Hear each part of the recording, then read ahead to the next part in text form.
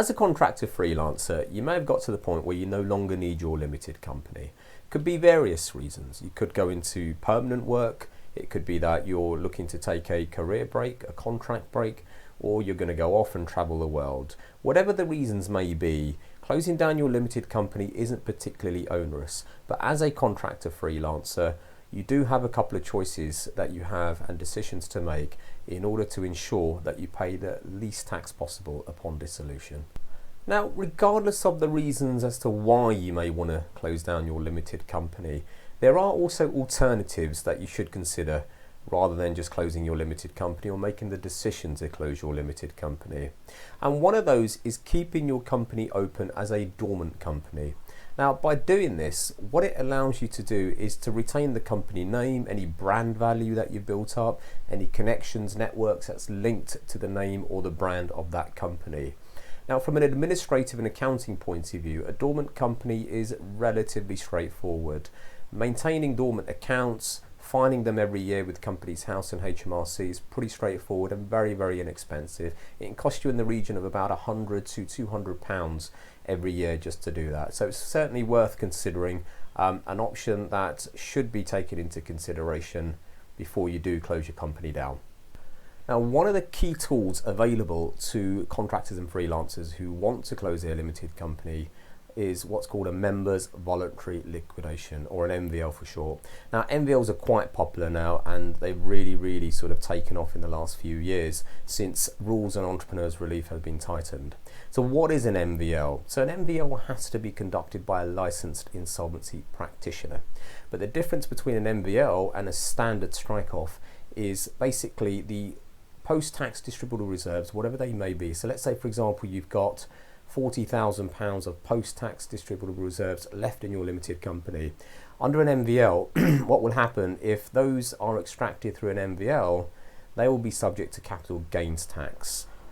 Also, you'll get a capital gains annual exemption to go with that as well. So the capital gains tax can be as low as 10%. So it's a very favourable tax, as opposed to whether you just took it out in a vanilla way as a dividend. Then you could be subject to paying the dividend tax rates, which go from 7.5% up to 32.5%, all the way up to 38.1%. So what we have here is an illustration comparing an MvL to a vanilla dissolution. So we've made a few assumptions and estimates here, but the key objective is just to demonstrate and illustrate using numbers what the absolute and the relative difference can be between the two routes of dissolution. So what we're assuming here is a contractor limited company. It's come to the end of the life and you've decided to shut it down. You have distributable reserves of £40,000. That's post-tax reserves available to be distributed to you, the shareholders. You've got a cost of dissolution that can be deducted from that. So here we're just assuming an estimated £2,000 for an MvL, which is not untypical, and £1,000 for a vanilla dissolution. One thing you can be certain about, we're just using these estimated figures, that an MvL will definitely cost more than a vanilla dissolution. Next up, you deduct an annual exemption for capital gains tax. These are using the 2019-20 rates. That's £12,000. That's only available for the MvL route. So once you've deducted that, you get a taxable distribution of £26,000 under the MvL and £39,000 under the vanilla dissolution. And that's simply taking the distributable reserves, 40,000 minus the 2,000 minus the 12,000, and in this case the 40,000 minus the 1,000 to get to the 39,000. Now, in terms of the tax, the vanilla dissolution, because it's just a vanilla dissolution, it's subject to dividend tax, and what we're assuming here is a rate of 32.5%, which is pretty much the standard rate. It could be the lower rate, 7.5%, it could be the higher rate, 38.1%, really does depend on your individual circumstances, but in a typical case, you'll end up probably paying around about the 32.5% rate. So that works out to be 12,675, that's just 32.5% of 39,000. And then under the MvL route, you've got the capital gains tax, which is the ER rate at 10%, the entrepreneur's relief rate. And that's £2,600, i.e. just 10% of 26,000. That then leaves a net distribution after tax of £35,400 under the MvL route and 26,325 under the vanilla dissolution route.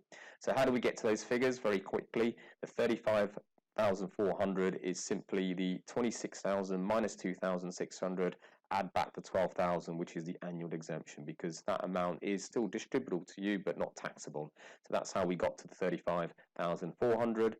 And then under the vanilla dissolution route, it's simply 39,000 minus the 12,675 gives you 26,325, because that's the actual cash flow. Now that leaves a whopping £9,075 of absolute difference, 34% relatively speaking. So you can see here in a typical example, there's quite a difference between an MvL and a vanilla dissolution. If you do decide on going down the MvL route, then the general process is thus as follows. Now you may be doing your own accounts, or you may have an accountant. So it's important to work closely with your accountant on this one. So the first thing to do is, if you are PAYE registered, i.e. your director salary is going through a PAYE scheme, then that needs to be finalised, wrapped up, and all your PAYE taxes need to be paid. Then that scheme needs to be shut down for your company. Similarly for the VAT, so if your company's VAT registered, your final returns need to be completed, all the VAT to be paid, and then the VAT scheme to be shut down. Thereafter, HMRC should be notified for corporation tax, and if there's any corporation tax due, again, this needs to be paid over to HMRC. Once that is done, then your accountant or yourself, whoever's doing your accounts, need to complete the final accounts. So it's imperative they are done, because no MvL can take place without the final closing account. So get those done, and then basically they can be handed over to the liquidator. Now liquidator will pick up from there, do what they need to do in respect to all the form filling and do all the license stuff that they need to do. And then in the end, what will happen, they will come up with a final distribution minus all the tax, i.e. the capital tax that you will have to pay, and that will then get paid out to you personally. Now once you've gone through that process and that's happened, then you're in a position to actually then strike off your company, your limited company, from Companies House, and that's pretty straightforward. A form DSO1 just needs to be filled in, sent to Companies House, or you can get your accountant to do that. And then finally, in the amidst that process, you can close your bank account once all funds, all liabilities have been paid, and you've extracted all the final funds or received that from the liquidator. However, a little word of caution when it comes to an MvL, because MvLs aren't particularly cheap to do. They can cost anywhere from £1,000 all the way up to £2,000, perhaps even £3,000. It really does depend on your situation, and because they have to be carried out by a licensed insolvency trader, the costs of an MvL do actually are a lot more than a vanilla strike-off. So therefore, it is more or less recommended that if you've got at least, I would say at least £30,000 to £35,000 of post-tax distributable funds left in your company at the point where you want to dissolve it, then considering and going for an MvL is worthwhile, sort of mathematically. Otherwise, it may be more worthwhile just to go down the voluntary strike-off route, which I will cover very shortly.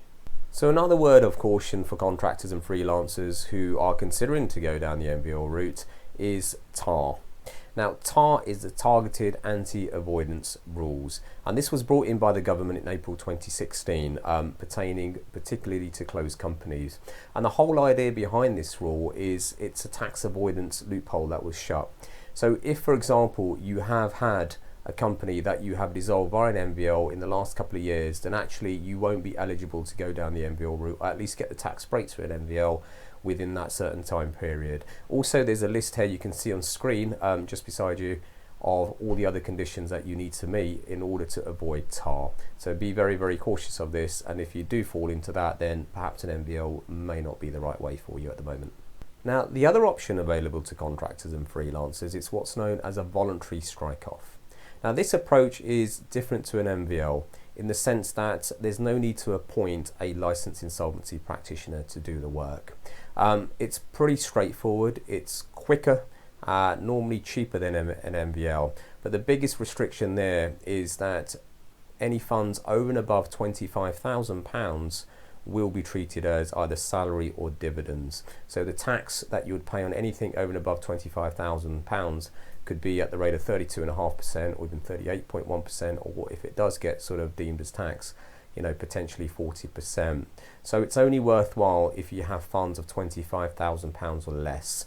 Then there is a possibility, and I use this very cautiously, a possibility that that £25,000 can be treated as a capital gain under entrepreneurs relief, and 10% relief can be given, or 10% tax can be applied, shall we say, to that amount of the final distribution. So there's the big difference there. If you've got funds way over and above £25,000, and certainly an MvL is probably the better route for you from a tax efficiency point of view.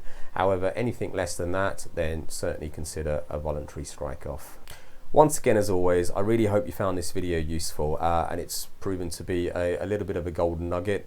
Obviously, with certain nuances and certain complexities with shutting down a limited company, unfortunately I can't cover every single angle or every single scenario, but hopefully this has given you a flavour and given you enough information to make an informed decision, and that's really the aim here. If you have an accountant, I always recommend go and speak to your accountant. Most good accountants will know MvL's, voluntary strike-offs. If you are in a position that you want to dissolve your company, if you want to try to do it yourself, there's plenty of resources out there. You can attempt to do it yourself. Otherwise, if you do need assistance to shutting down your company, or at least getting some advice, click on the link below, and we certainly have a service that can help you with either a voluntary strike-off, an MvL, whichever route you want to take. And again, I do emphasize your company needs to be solvent to go down one of these two routes. If your company is technically insolvent, then it's a completely different ball game, and that's something I cover in a different video altogether. As always, please like, comment below if there's anything else you want me to discuss, any questions you want me to cover in future videos, please comment below. Subscribe to keep up to date with videos, and once again, thank you for watching, and no doubt see you next time on the next video. Cheers.